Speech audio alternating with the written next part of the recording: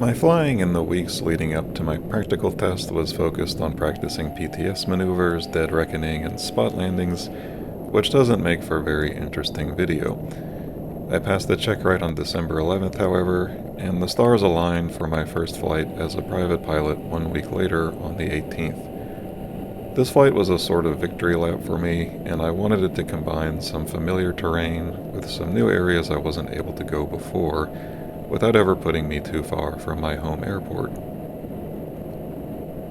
The plan was to leave Warden and head down US 59 for an easy 30-mile first leg and land at Jackson County Airport, which I've landed at before.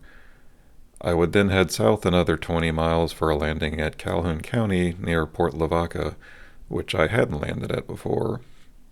Next, I'd cross Lavaca Bay over the causeway to Schenkenbank, but I wouldn't land there as it's privately owned. My last stop would be Palacios, and after a landing there, I'd head north back to Wharton, 30 miles away. The flight would be around 108 nautical miles total distance and take about 2 hours and 45 minutes. Winds were out of the northeast, around 10 knots near the surface, so I'd be dealing with a substantial crosswind component, as you can see from my takeoff.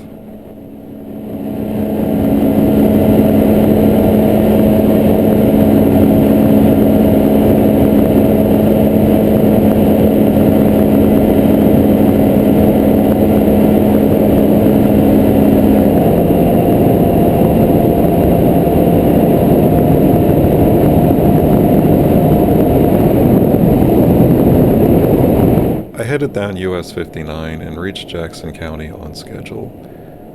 The landing was a handful given the crosswind.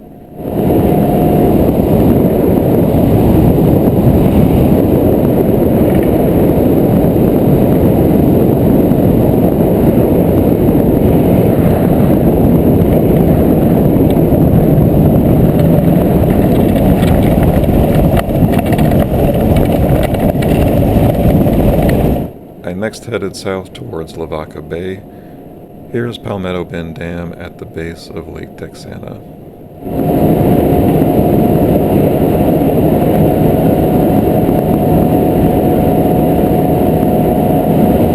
Lots of randomly placed oil wells in this area.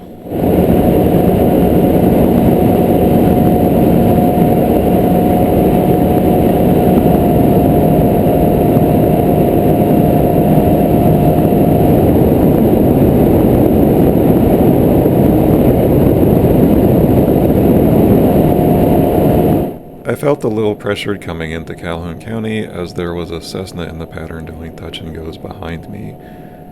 There was still a stiff crosswind and it wasn't my best landing.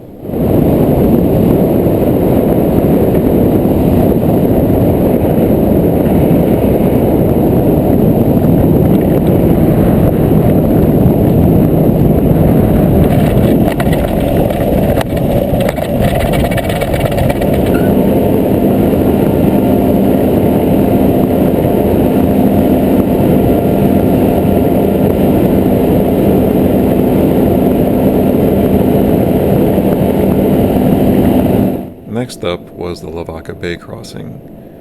The bridge crosses the bay at its narrowest point and is only about 2 miles across. This means that even with a 6-to-1 glide, which I found to be very conservative for my wing, I could glide across the entire gap in the event of an engine failure from an altitude of about 2,000 feet. I climbed to 2,500 for an extra safety margin, and the causeway was also a valid landing option if absolutely necessary. There's a plastics plant on the east side of the bay, and I encountered some gnarly turbulence downwind of it.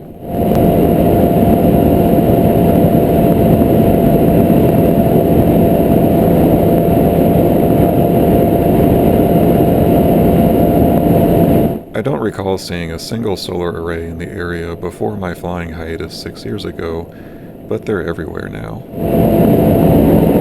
I next made my way to Schenkenbank. This private airport was constructed by Reno Air Race jet pilot Diana Stenger next to her husband's private golf course. The property has since been sold, and though it's listed as open to the public, I wasn't comfortable landing there without explicit permission.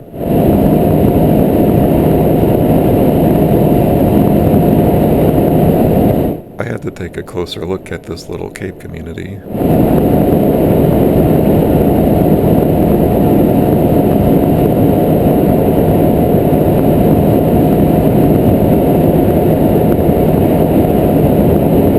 A King Air had been doing touch and goes at Palacios at least since I crossed the bay. He was still at it as I approached the airport, and I really wasn't interested in trying to fit myself into the pattern with a much faster aircraft, so I decided to leave Palacios for another day and head back to Warden.